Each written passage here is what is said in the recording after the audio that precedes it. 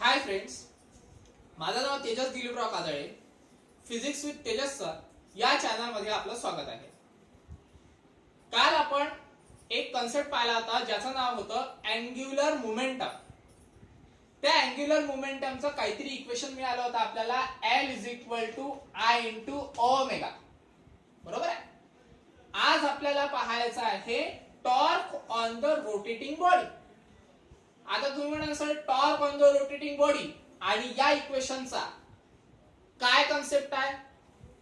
तर कन्सेप्ट काही नाही आहे. हा कन्सेप्ट टोटली वेगळा आहे आणि हा कन्सेप्ट टोटली वेगळा आहे. हे अँग्युलर मोमेंटम आहे आणि हे टॉर्क आहे. पण फरक असा आहे किंवा साम्य असं आहे, फरक नाही म्हणता येणार कारण फरक तर भरपूरच आहे. ठीक आहे. अँग्युलर मोमेंटम वेगळा आहे, त्याचं इक्वेशन काहीतरी मिळते आपल्याला I ओमेगा. त्याच्यानंतर टॉर्क हा वेगळाच कन्सेप्ट आहे. फक्त सांगायचं मिनिंग असं आहे की जे इक्वेशन आपण सॉल्व्ह करणार आहे, जे डेरिव्हेशन आपण सॉल्व्ह करणार आहे, त्यामध्ये भरपूर साम्य आहे. म्हणजे कालचं जे डेरिव्हेशन आपण प्रोड्यूस केलं तशाच पद्धतीने माहित आहे का, टॉर्कचं पण आपल्याला काय करायचं आहे, डेरिव्हेशन प्रोड्यूस करायचं आहे. काल जसं आपण डेव्हलप केलं तसंच आज पण आपल्याला काय करायचं आहे, डेव्हलप करायचं आहे. म्हणून मग मी तुम्हाला सांगितलं की कालचं जे इक्वेशन आहे ते जर व्यवस्थित तुमच्या लक्षात आलं असेल किंवा ते जर व्यवस्थित तुम्ही केलं असेल तर तुम्हाला माहित आहे का, टॉर्कचं जास्त प्रिपेअर करायचं काम नाही पडत. फक्त थोडासा कन्सेप्ट लक्षात ठेवला तसंच ते डेरिव्हेशन तुमच्या लक्षात येऊन जाते. आलं लक्षात? तर आज पाहून घ्या. म्हणजे जर समजा आजचं जर डेरिव्हेशन व्यवस्थित लक्षात आलं तर कालच्या मध्ये तुम्हाला काही प्रॉब्लेम जाणार नाही, आणि कालचं जर व्यवस्थित तुमच्या लक्षात आलं तर आजच्या डेरिव्हेशन मध्ये तुम्हाला काही प्रॉब्लेम जाणार नाही. ठीक आहे. तर व्यवस्थित लक्षात द्या काय आहे. तर सगळ्यात पहिले काय म्हणतो आपण, पहा, torque on the rotating body. मग सगळ्यात पहिला क्वेश्चन, टॉर्क म्हणजे काय? तर टॉर्क म्हणजे माहित आहे का, आपण भरपूरदा डिस्कस केलेला आहे. ठीक आहे. कॉलेजमध्ये वगैरे आपण भरपूर वेळा डिस्कस केलेला आहे, पण तरी एकदा सांगतो मी, टॉर्क म्हणजे होते काय. टॉर्क म्हणजे माहित आहे का, एक प्रकारचा फोर्सच आहे. पण तो जो फोर्स आहे तो फोर्स असतो इम्बॅलन्स फोर्स. कारण ज्या वेळेस माहित आहे का, एखाद्या पार्टिकलवर आपण फोर्स अप्लाय करतो आणि फोर्स अप्लाय केल्यानंतर ती बॉडी माहित आहे का, एका जागेवरून दुसऱ्या जागेवर जाते, तर त्याला आपण काय म्हणत असतो की आपण त्या बॉडीवर काय अप्लाय केला, तर फोर्स अप्लाय केला. म्हणजे कन्सिडर करा, माझ्याकडे माहित आहे का हा पेन आहे. ठीक आहे. ही पेन म्हणजे हे काय आहे, एक बॉडी आहे. आता या बॉडीवर माहित आहे का, दोन्ही साइडनी, ठीक आहे, या साइडनी पण आणि या साइडनी पण, दोन्ही साइडनी काय करतो मी, फोर्स अप्लाय करतो. ठीक आहे. म्हणजे कन्सिडर करा, इकडून पण घेतला आम्ही आणि इकडून पण घेतला आणि दोन्ही साइडनी काय करतोय, फोर्स अप्लाय करतोय. म्हणजे हा बॉडी, ही जी बॉडी आहे, ही बॉडी मी व्यवस्थित काय केली, उचलली, आणि उचलून माहित आहे का, दुसऱ्या ठिकाणी मी काय करू शकतो, त्या बॉडीला मूव्ह करू शकतो. म्हणजेच काय होते माहित आहे का, याच्यावर माहित आहे का, आपण जेव्हा फोर्स अप्लाय करतो त्यावेळेस ही बॉडी एका जागेवरून दुसऱ्या जागेवर आपण काय करू शकतो, ठेवू शकतो. पण ज्या वेळेस या बॉडीवर मी इम्बॅलन्स फोर्स अप्लाय करतो, इम्बॅलन्स फोर्स म्हणजे या साइडनी मी काहीच फोर्स अप्लाय करणार नाही, म्हणजे झिरो फोर्स अप्लाय करेन, आणि पूर्ण फोर्स माहित आहे का, या इकडच्या साइडवर मी काय करतो, अप्लाय करतो. म्हणजे काय होते पहा, आता माहित आहे का, मी काय करतो, या साइडवरच फक्त काय करतो, फोर्स अप्लाय करतो, तर बॉडी काय होऊन राहिली रे, रोटेट होऊन राहिलेली आहे.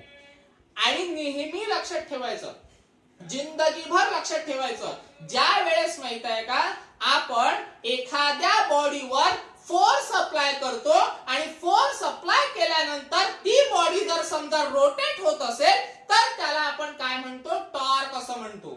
इथपर्यंत आलं लक्षात? म्हणजे जर समजा याचं उदाहरण द्यायचं झालं तर याचं उदाहरण म्हणजे दार, दरवाजा आपला. ओके. कारण माहित आहे का, दारावर जेव्हा आपण फोर्स अप्लाय करतो तेव्हा दार काय होते माहित आहे का, रोटेट होते. ते उघडून येऊन जाते का आपल्याकडे, पूर्ण निघून येते का, नाही, तर ते काय होते, एकाच ठिकाणावरून दुसऱ्या ठिकाणी काय होते, ते रोटेट होते.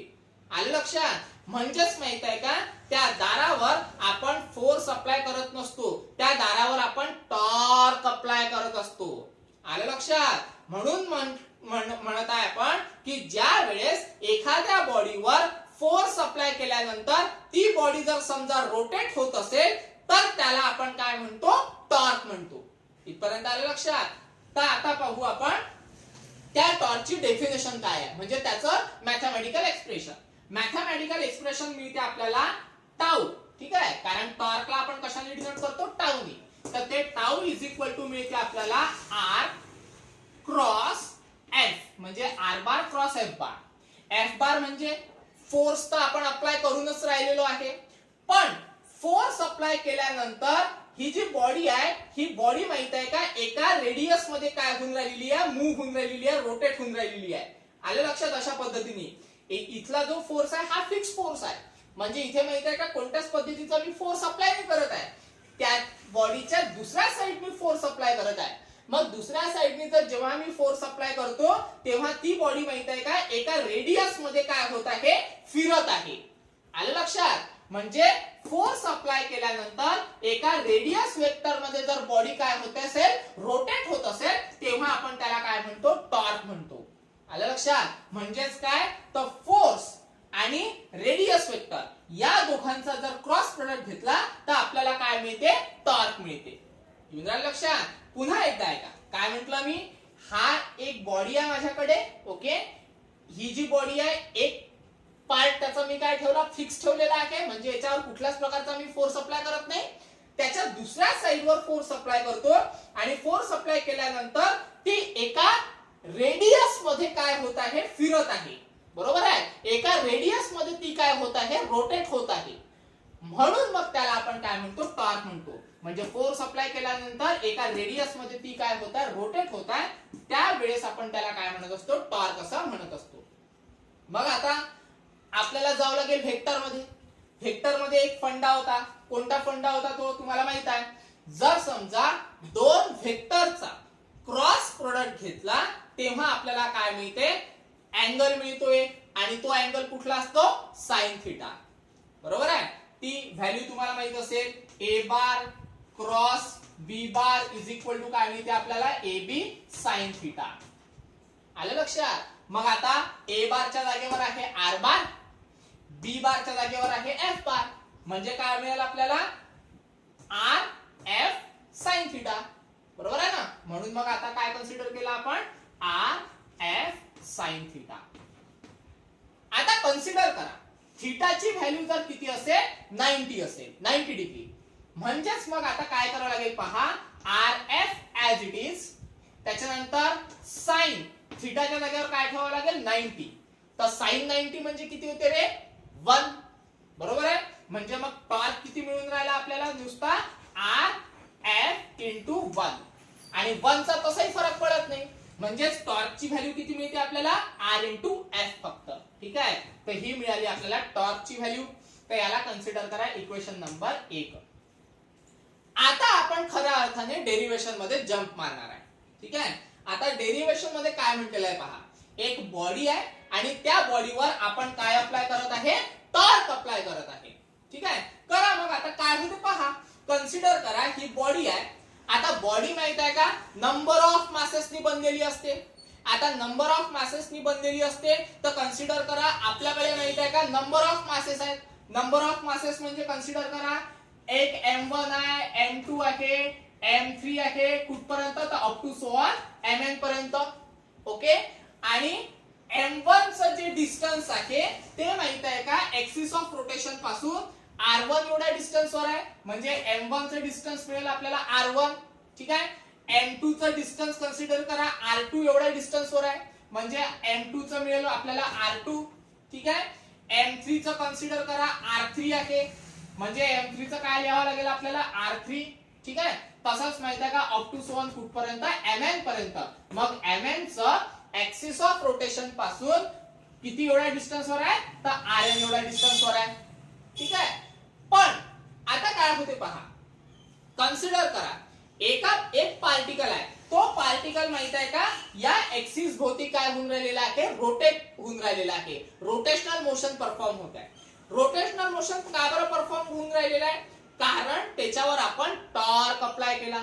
मग जर समजा टॉर्क अप्लाय केला असेल म्हणजेच काय, तर या M1 वर पण काही ना काही फोर्स अप्लाय झाला असेल. बरोबर आहे. तर त्याला म्हणू आपण F1. त्याच्यानंतर M2 वर पण काहीतरी फोर्स अप्लाय झाला असेल, त्याला म्हणू F2. ओके. M3 वर काहीतरी फोर्स अप्लाय झाला असेल त्याला म्हणू आपण F3. ठीक आहे, म्हणजे मग M1 वर फोर्स अप्लाय झाला तर त्याला F1 म्हणू, M2 वर झाला असेल तर F2, M3 वर झाला असेल तर F3 आणि up to so on n number of particle वर फोर्स अप्लाय झाला असेल तर त्याला म्हणू आपण Fn. आलं लक्षात? तर हा पूर्ण मिळाला आपल्याला गिव्हन डेटा. आता याला करायचं सॉल्व. तर सगळ्यात पहिले माहित आहे का, फोर्स घेऊन घ्या. ठीक आहे, तर कन्सिडर करा इन जनरल फोर्सचा फॉर्म्युला काय आहे रे, न्यूटन सेकंड लॉच्या अनुसार. तर तो फॉर्म्युला मिळतो आपल्याला फादर इज इक्वल टू मा. ओके, म्हणजे फादर म्हणजे कन्सिडर करा F आणि मा म्हणजे कन्सिडर करा मास इनटू ऍक्सेलरेशन. ठीक आहे, म्हणजे force is equal to mass into acceleration. हा आहे आपला न्यूटनचा सेकंड लॉ. आलं लक्षात? मग आता काय होतं पहा, कन्सिडर करा आपल्याला पाहिजे आहे F1. आता F1 घेतला मी, बरोबर, कोणावर अप्लाय झाला, M1 वर, म्हणजे मग मला काय घ्यावं लागेल M1, बरोबर. पण आता A म्हणजे काय होते रे, लिनियर ऍक्सेलरेशन.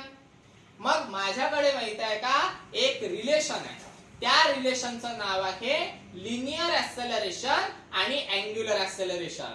म्हणजे relation between linear acceleration and angular acceleration. तर त्याच्या अनुसार A ची जी व्हॅल्यू आहे ती मिळते मला R इंटू अल्फा. A म्हणजे लिनियर ऍक्सेलरेशन, अल्फा म्हणजे अँग्युलर ऍक्सेलरेशन. मग आता कन्सिडर करा F1 is equal to M1 आहे, तर मला A1 पण मिळणार. ठीक आहे, त्याच्यानंतर A1 घेतलेला आहे आपण, तर इथे पण मला A1 घ्यावं लागणार.